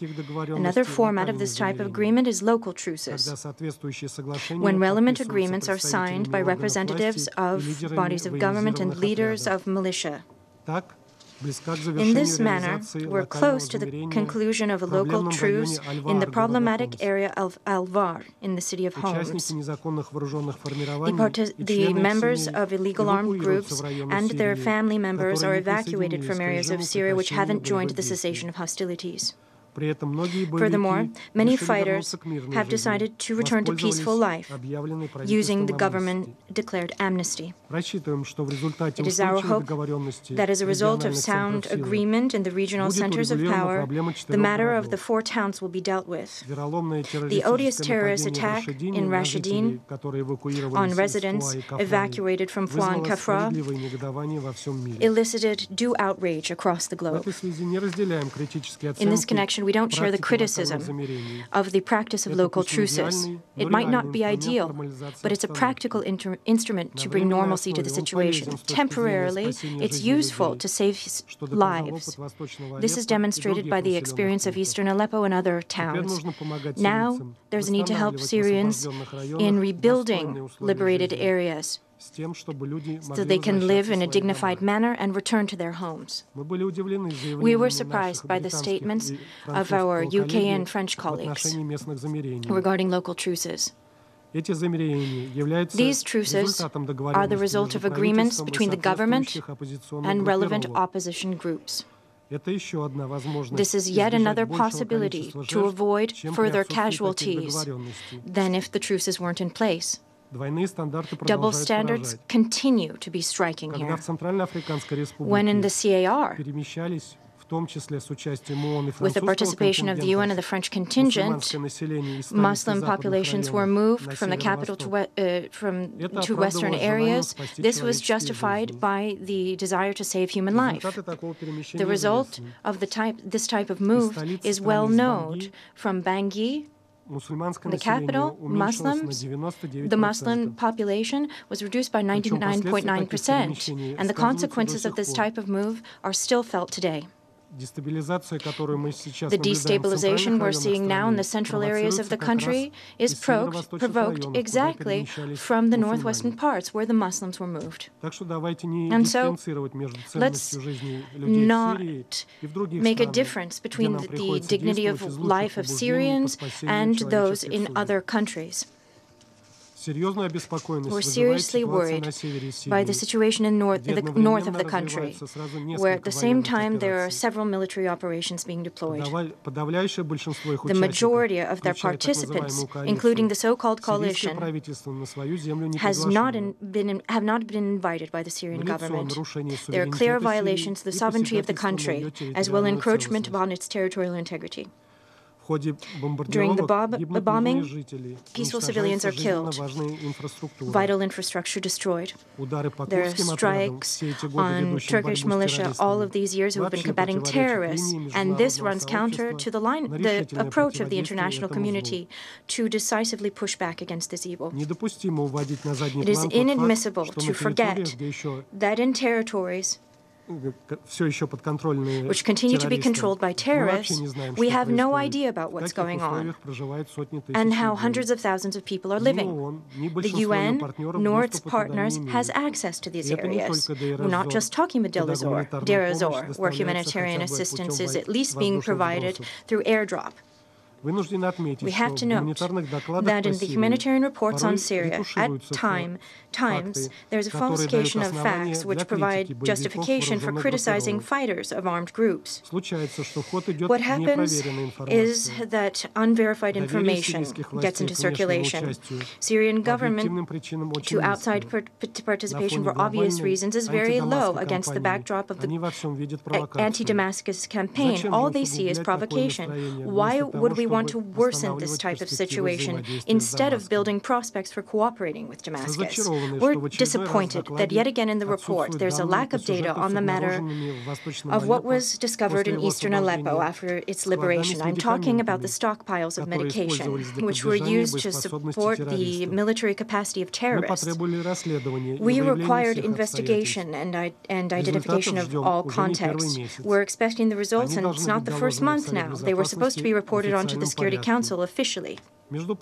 Amongst other things, these type of stockpiles of medications were discovered by areas in Zabadan Madai freed from fighters. Yet again, we call attention to the relevant issue of the demining of Syria, including its sites of cultural heritage.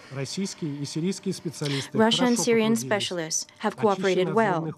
They have demined thousands of hectares of residential areas in Aleppo, as well as engineering work in Palmyra. However, here there needs to be a coordination of efforts. In this connection, we would call for the establishment of an international coalition on demining in Syria with interested countries.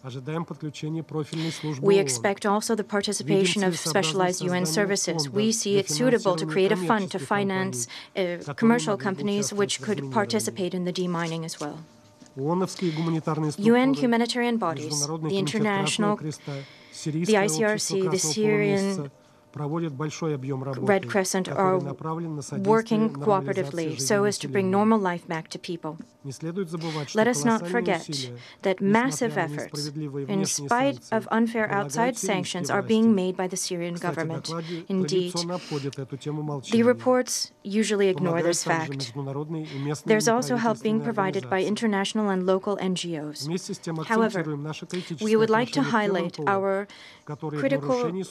critical view of certain NGOs which violate the sovereignty of Syria, working in areas uncontrolled by the government and carrying out political instructions that come from abroad. A striking example is the Western capital lauded white helmets. Many times they have distinguished themselves with bad faith, spread of false footage, and staged films, seeking to stain the reputation of the government and army of Syria. There are multiple counts evidencing their ties with terrorists and extremists. Russia basically daily provides Syrians with humanitarian assistance. In some cases, our foreign partners participate in this. Medical assistance is provided. More than 12,000 Syrians have received qualified care. We underscore our unstinting support to a peaceful solution in Syria, guided by the idea that the country's fate should be decided by Syrians themselves. Furthermore, Russia is in the front lines of these efforts. We don't see any reason to diverge from agreed-upon parameters for the political process guided by the UN. Syrian sides have already taken on board the UN-formulated proposals on the basis of the 4 baskets. This includes the building of a constitution as well as counterterrorism activities. Astana and Geneva are vital working fora which complement each other. Progress on all negotiations tracks are the best way to improve the humanitarian situation. Thank you. I thank the representative of the Russian Federation, and I shall now make a statement in my capacity as the representative of the United States. It's been just 3 weeks since the world was horrified by the pictures of poisoned children in Syria, the result of deadly nerve agents dropped from the sky. Those images of suffering and dying children will never be forgotten. But there's a quieter, slower kind of death occurring in Syria today. It is even more deliberate, more labor-intensive, and more widespread than dropping chemical weapons from thousands of feet in the air. The Syrian regime is engaged in a purposeful strategy of siege and surrender. Civilians stranded inside are literally kept as prisoners until they die or kneel before the government. They are denied food. They are also denied life-saving medical supplies. This campaign of holding humanitarian relief hostage to Assad's political goals is not new, but it is worsening. More humanitarian assistance is being denied to besieged areas today than at this time last year. More Syrian men, women, and children are suffering and dying because aid isn't being allowed through. This is what the Syrian doctor means when he says, this is what the Syrian dictator means when he says his, quote, only option is victory. Assad will tighten the noose around the necks of his own people until they give in. The Syrian government's slow strangulation of its people happens so frequently and so similarly that it has almost become textbook. First, government forces or their allies surround a city, town, or village. They cut off all commercial routes, inside and out. Then the UN requests access to bring relief to the people as food and medical supplies vanish. The UN's mission is a humanitarian mission. They don't care who the people are, whether they are pro-government or pro-opposition. They just want to save human lives. But the Syrian regime doesn't let them. They hide behind bureaucracy and deny requests for humanitarian access. This is permission the government could easily give if it actually wanted to. The few convoys that manage to get approvals are often held up at checkpoints. They are stopped by Assad soldiers or by rogue militias that the Assad regime can't or won't control. The aid they carry doesn't reach those who need it. And month after month, we sit in this council and talk about these very issues, and nothing changes. Even more bone-chilling is the fact that convoys that do get through are increasingly looted of medical supplies, items that have no military purpose, but are essential to saving the lives of civilians who don't bow to the regime. Syrian government forces and pro-government militias remove baby formula, vaccines, and forceps from midwifery kits. They raid pediatric kits of antibiotics, needles, and gauze. They remove dialysis equipment, family hygiene, and burn kits from trucks. There is no reason I can conceivably think of this to happen. Maybe my colleagues from Russia and other allies of the Syrian regime can help me out. What possible definition of humanitarian relief does not include antibiotics and dialysis equipment? What possible justification is there for preventing malnourished women and their children from receiving baby formula from the UN and its partners? Of course, there's no justification, but there is a reason. With impunity, Syrian regime troops on the ground work to prevent UN aid from going to the men, women, and children who need it. At the same time, they operate black markets, and they sell many of the same products. Medical supplies that be getting for free are instead sold at inflated prices or extorted through bribes at checkpoints. This is a major business in Syria, yet another reason why the sieges have not been lifted. People are profiting off the suffering and dying of the Syrian people, and none of this is prevented or even opposed by Russia. According to the UN's latest report, medical items that would have provided 36,000 life-saving and life-sustaining treatments were removed from humanitarian convoys in March. As we speak, 450,000 people in the Damascus suburbs are being slowly squeezed by the Syrian regime. These areas have been under siege since 2012, but recently government forces closed the last routes for even black markets to get into the city. They have blocked all humanitarian and deliveries since last October. The people in the Damascus suburbs, just like in other besieged areas of Syria, are slowly dying. Cancer patients are dying from lack of chemotherapy. Kidney patients are dying from lack of dialysis. And children are suffering most of all. Nearly 1/3 of all war-related injuries are to children under the age of 15. But because the Syrian military has bombed all the hospitals in the area, they cannot receive professional treatment for their injuries. These are the atrocities occurring in Syria every day that don't make the headlines. A resident doctor in one of the only cancer centers serving the besieged areas summed up the condition of her patients tragically well when she said, quote, "Death is coming at them from every direction." When death surrounds you, words mean very, very little. Assad has proven he will act only to increase the suffering of his people, not ease it. And so it falls to others to do what basic human decency requires. Russia must live up to its promise to deliver real peace talks and a real political solution. The sieges of the Syrian people must be lifted. The war profiteering and the theft of medical supplies must be stopped. The Syrians in desperate need of humanitarian assistance must receive it. Bashar al-Assad clearly believes that it is necessary to starve hundreds of thousands of people in order to remain in power.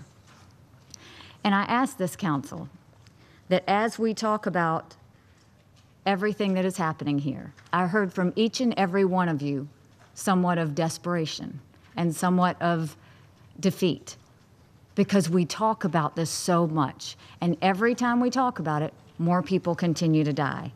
And I listened to my Russian colleague, and he talked about task forces and diplomacy and less criticism of the Syrian regime.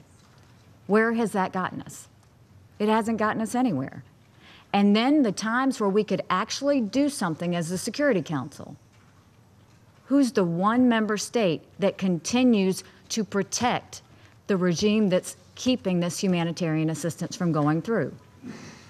So I will tell you, many of you said we need to put pressure on the Syrian regime. That's actually not the case. We need to put pressure on Russia because Russia continues to cover for the Syrian regime. Russia continues to allow them to keep humanitarian aid from the people that need it. Russia continues to cover for a leader who uses chemical weapons against his own people.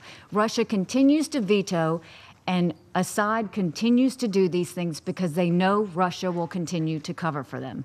So I will tell you, sitting in this chamber, I appreciate all the comments that you made.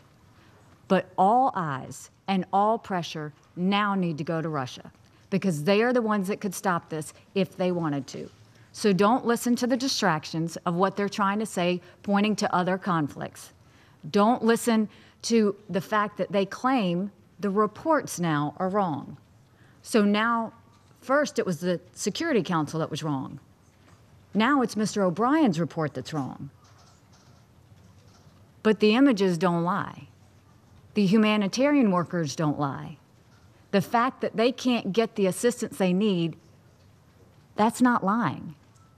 What is to continue to give Russia a pass for allowing this terrible situation to occur.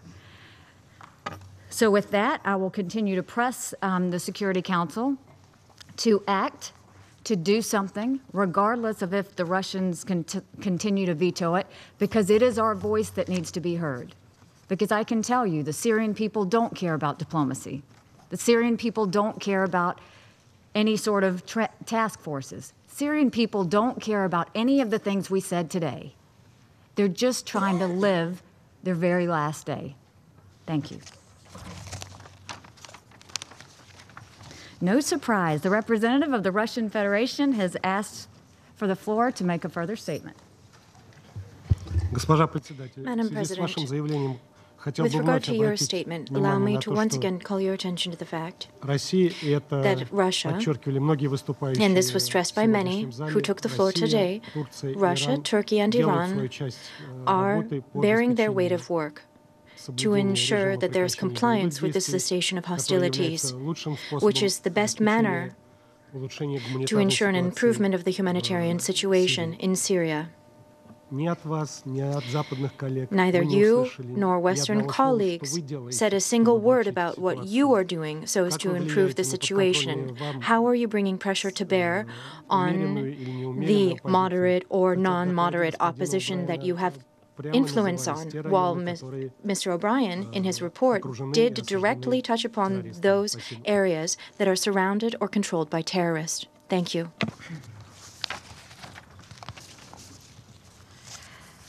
I did resume my function as president of the council prior to his statement. There are no more speakers on the list, and so with that, the meeting is adjourned.